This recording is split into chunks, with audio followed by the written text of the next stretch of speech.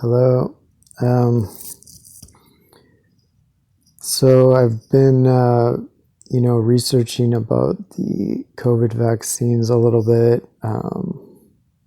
and I've been watching a lot of doctors on, online on YouTube, like talking about it, and I just, there's some important points. Like, I think some of it I had seen before, but I wasn't as certain maybe about it yet. But now I got screenshots of basically CDC website, or I guess it's called the VAERS system, VAERS system, which tracks adverse events of vaccinated people. And I think it was founded in 1990. And so they use it for every vaccine that comes out, the flu vaccine. Anytime anybody's vaccinated, they can technically report it, any adverse events, if they feel a headache or dizziness, whatever, they can report it to this this database, and so it records like whatever number are actually reported. And apparently a study was done, I think years ago on the VAERS system, and showed that typically about 1%, typically whatever is reported to the database represents about 1% of the actual total, because not every person who gets a headache or a stomach ache has ever heard of that database, much less is gonna know how to report to it. So a lot of times it just relies on doctors, whether doctors basically feel like doing it or not, reporting it or not. So usually you can basically multiply, according to that study, you can multiply whatever side effects are shown there by about 100. And for they have a category for all of the COVID vaccines together, and for that category they have there's 4,955 or something, like basically just under 5,000 deaths of people who had the vaccines, the COVID vaccines that are listed in that database. And and I think the officialdom, like the CDC, NIH, whatever, they dismiss the vast majority of that, and they're just like, no, these people just happen to die like right after taking the vaccine, and it's totally unrelated. So that's the official, if you want to know what's the official government stance, that's what it is. It's like, no, all these people just happen to just die right after the vaccine. They got the vaccine, totally unrelated. And then they only list like maybe like 5 people, and they're like, maybe these like 5 people or something. Actually, I'm not sure the actual number, but it might actually be 5. It's like a very small number that they actually acknowledge and say that, what we're linked to the vaccine. So,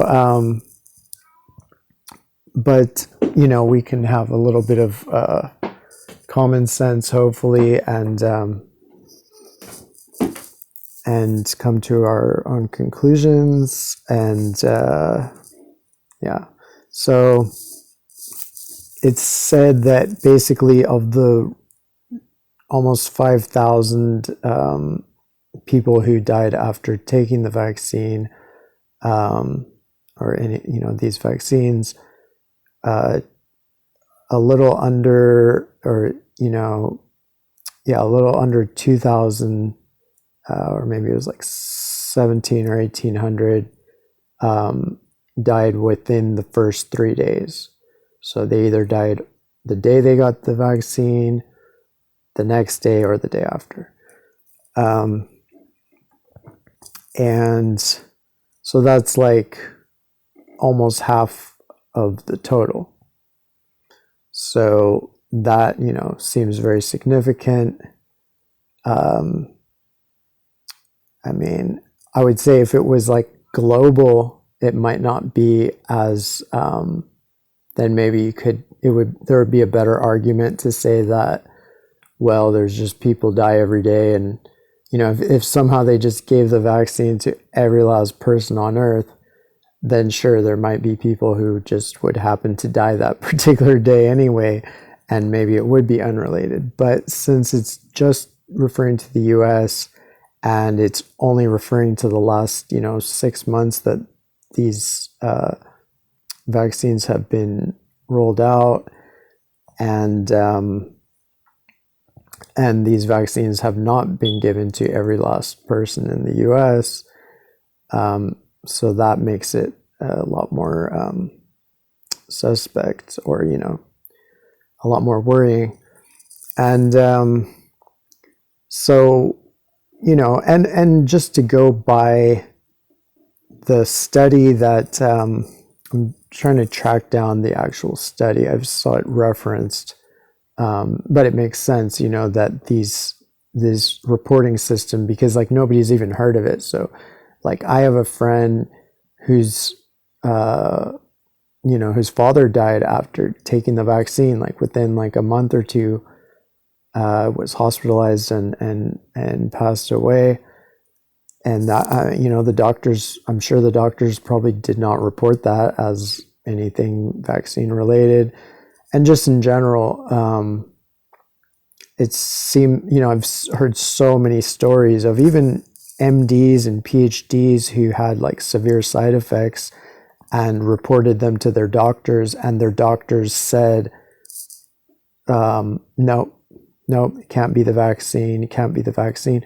So there's just kind of a policy of a lot of doctors to just obfuscate and dismiss any possible side effects from the vaccines. So in that climate, which is undeniable, if anything, it would potentially be even less than 1% reported, But I would say at least, yes, at least it would be the 1% that it was in for previous vaccines in that reporting system, in that database. So, of course, I'll round it up to 5,000, just, obviously I'm not being exact, but it's just basically just under 5,000. It's like 4,900 something. So about, if we call that 1% of the total, then the total would be close to 500,000 deaths in the US. And they've been saying that there's about 600,000 COVID deaths so far in the US. So, again, like my suspicions would be that it's actually higher than that because of the climate of censorship and just misinformation by the authorities lately, and by a lot of the medical establishment. And so, I would suspect something higher, like if 1 million for the US based on these numbers. But let's go with the 500,000 number.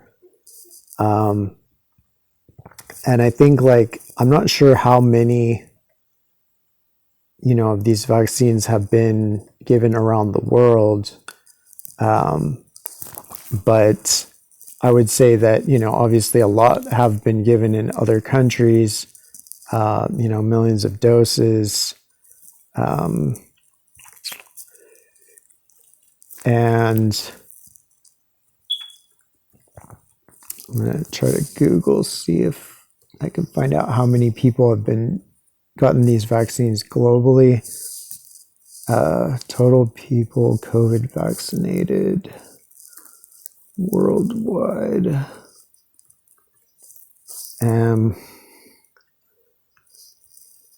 So let's see. It says 39% of the world population has received at least one dose of a COVID-19 vaccine. So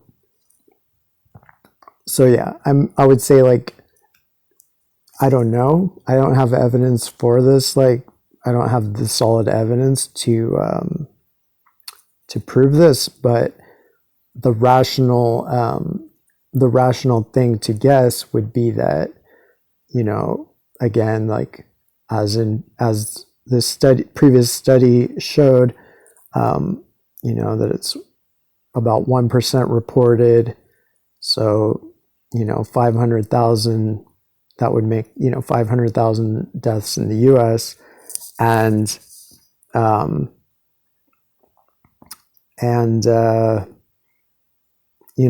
then can extrapolate from that to the rest of the world, because the rest of the world is mostly using these same vaccines. I mean, I guess China is using like a different vaccine, so maybe that might skew it somewhat. Maybe that's has less of this effect. I'm not sure. Maybe, but basically millions. Like that. Again, I'm not saying I have proof of this, but I'm saying the rational. Like, if you're scientific, if you believe in science, then you should respect the study that has shown that, that's usually 1% reported, and it's a much higher number than, it's basically the same number as for every vaccine combined that has been administered in the US since 1990, when the VAERS system began, because that number is about 5,000 for all vaccines from 1990 until now. And then the same number for this, just for the COVID vaccines. So I'm just saying, like, again, this could be wrong. I don't have proof for this, but this is the rational supposition. And if somebody can say in the comments if there's any holes in my logic, but and again, I'll try to hunt down the actual study that said the 1% statistic, but it certainly makes sense. It certainly it seems impossible that even half of side effects are being reported, because even in the system it lists some things that are actually very common, like headaches or dizziness, or there's some of the things that, and it lists it like sometimes like a dozen or 200. It's like there's things that I know are almost universal that are barely listed in this. So it's clear that it's severely underrepresenting a lot of it.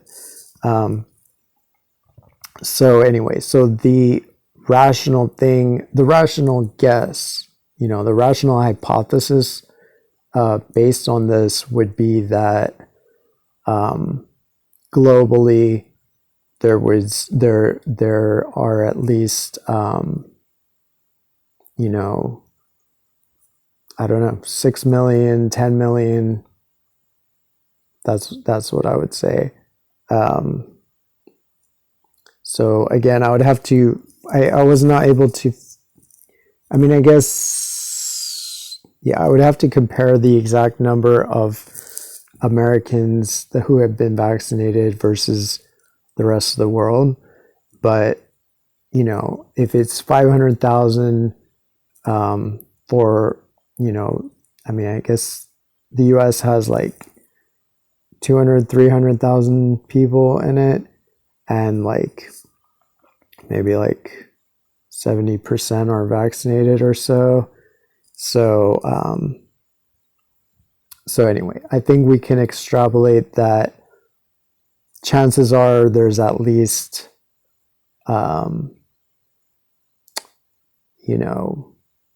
several million. I would personally, I would guess at least 10 million total globally. And, I mean, I was thinking of the 6 million number just because that's a famous number from the Holocaust of that, which is supposed to justify or is used to justify all manner of atrocities against Palestinians and all manner of censorship and everything as because this terrible thing happened. And I always kind of wondered what would I do if I lived through a time like that when millions of people were being systematically eliminated by the governments or whatever. And I always promised myself that I would try to do something at least, right? And so this video might get me banned off YouTube. I don't even know. Would not be surprised at all the way things are nowadays. But and certainly the way Silicon Valley is and the way YouTube is. But again, I'm just stating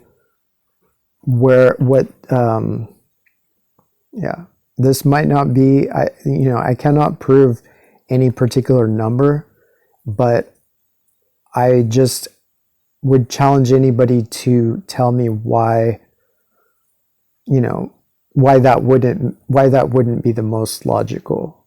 To me, that's the most logical based on the math of the reporting system and the amount that is usually reported to it and the amount of vaccines that have been administered worldwide. It tells me, probably at least 6 million, probably 10 million.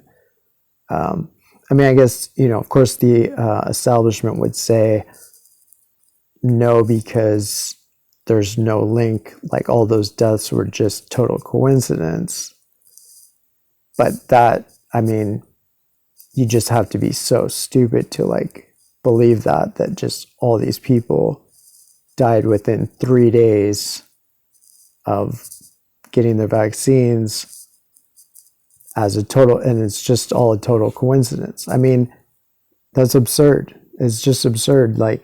You would have to, again, I don't have all the data to show how absurd that is, how people do die, but they don't they don't all die on the same day, the idea that there are some people that have died since they got the vaccine and they would not all be necessarily caused by the vaccine. I could accept that. But the fact that most of these, or, about half, are within the first 3 days, to me is highly, indicative. And so, and whether it's 6 million, whether it's 10 million, or just, I don't know, 5 million, 4 million, 3 million, is there an acceptable million? Is there so again, I don't have proof for this, but if there was even the slightest chance of this, it would be incumbent on everybody to move heaven and earth to, find out if this was the case, and if so, to, to deal with that. Obviously, if that is the case, and if there are, 500,000 vaccine deaths in the US versus 600,000 COVID deaths, that obviously means that, overall the price is probably not worth it at all, by any stretch, especially considering there's people who have gotten the vaccine and then got COVID and then died of COVID. So if you're going to risk your life for a vaccine and then and it still doesn't necessarily save your life from COVID, like there's some especially now with the Delta variant and whatever, there are some studies showing that at least certain populations only get like 38% effectiveness from the vaccines, or at least from certain ones of the vaccines. So like basically there's, people with the vaccines getting COVID, getting sick all over the place. The only people that are really have any kind of substantial immunity are the people who have already had COVID, which according to a Harvard immunologist, I think, or virologist, people who have had COVID and now have the antibodies have 27 times higher immunity than somebody who just has a vaccine. So considering that, the fact that people are risking their lives and being pressured and virtually forced, to, people are being told like, well, if you don't get this vaccine, you're going to be kicked out of your school, you're going to be fired, you can't come, like there's even hospitals trying to, like in California, I mean, I guess maybe the hospitals are going to say like you either have to have be vaccinated or have a COVID test before you go to the hospital. But there's so many things, they're paying people money, they're giving people donuts and all this stuff to try and get them to do this. And if indeed the numbers are what they seem to be, which is that, 500,000 vaccine deaths versus 600,000 COVID deaths, then this is like one of the most fucked up things that people have ever done. It's another Holocaust, if that is the case. And at the very least, the fact that we can't prove that's not the case and that there's so much reason to suspect it is and yet it's just pushed under the rug. How many bodies are they going to be able to push under the rug before the fucking stench of their own crimes, start seeping out? How many? It's like so many industries have, racked up death toll after death toll, and eventually there's a tipping point. It happened with a lot of the drug manufacturers with the opioid crisis, where eventually they started getting sued, after years and years of everybody turning a blind eye. It happened with the tobacco industry. Johnson & Johnson, right? They got sued for their baby powder being carcinogenic, which they covered up basically, that they sold for probably, decades.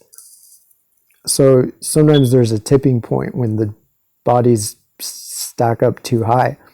But there's so many people that are so invested in this and so invested in keeping those bodies under the rug that it's really hard to know what's going to happen. It's hard to know if they're just beyond, if most of the Democrats and even just Republicans and just at least like half the population almost seems to be beyond the point of no return, where they can't see anything bad about the vaccine. They can't hear anything bad about the vaccine. They can't think, it's just like, it's a religion, it's a cult. So yeah, this might be my last video. They might ban me for this, but I don't know. I always told myself if I lived through a Holocaust, if I was in a time like that, I would at least do something. And if all I can do is just try to speak up once and get banned off YouTube, then I have to try. I don't know. I have to do something.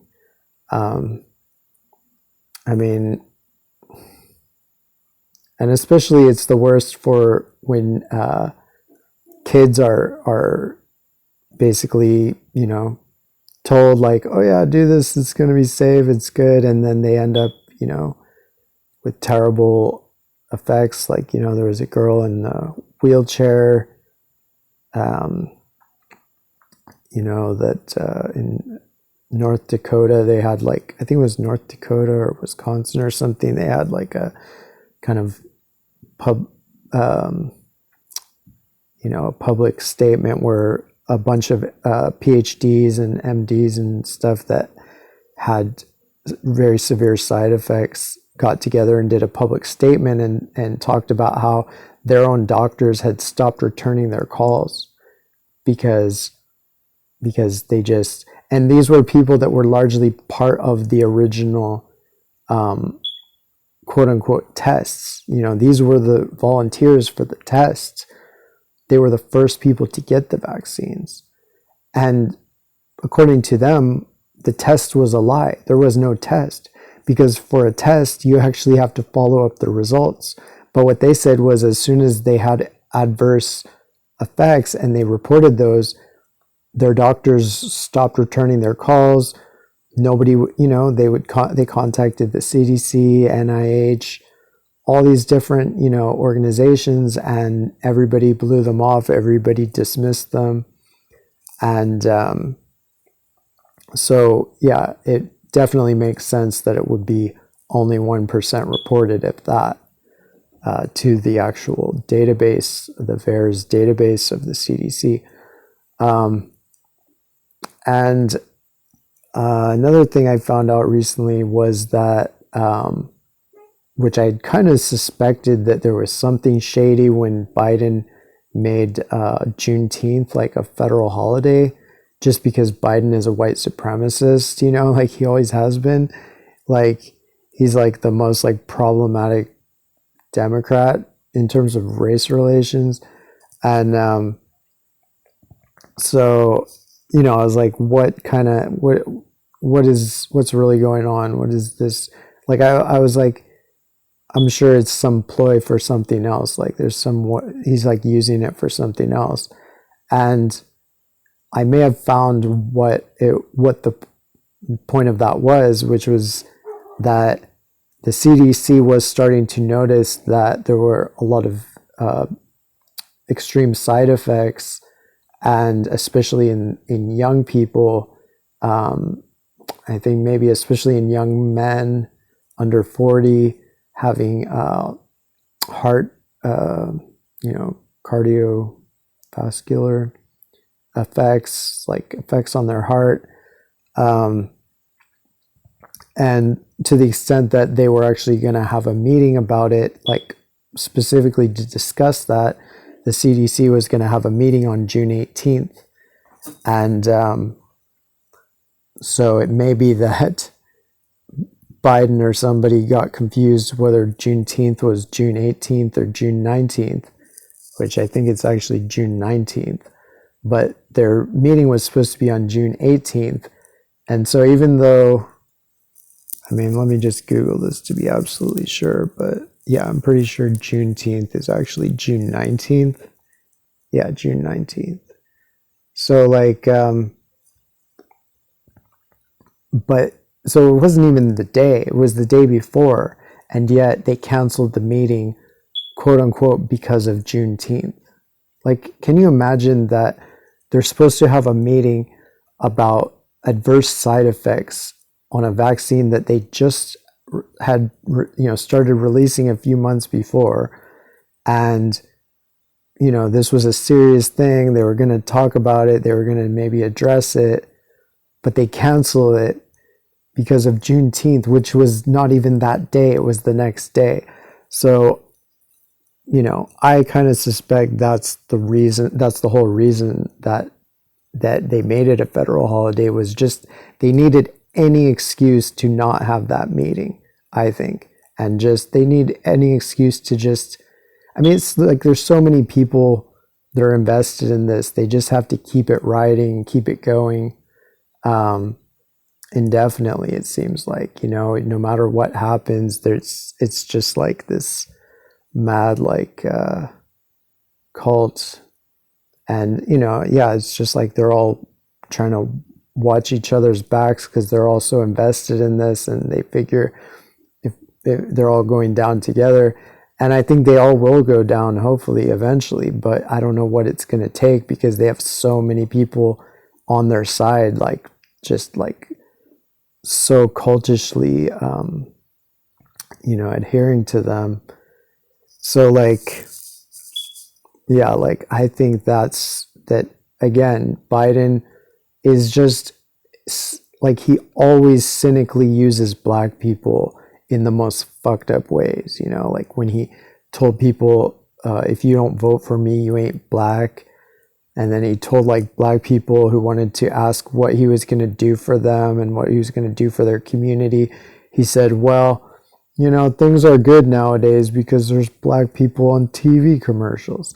Like he's such a piece of shit. And if this is the reason that he did it, it's just standard Biden, using black people so he could do some nefarious shit. The other thing I was going to say is that, I've been watching movies about bioweapons just to, find out more about it. And, a lot of these movies are actually quite educational. And a lot of these movies talk about the Marberg virus, which was kind of the most notorious or one of the most notorious bioweapons.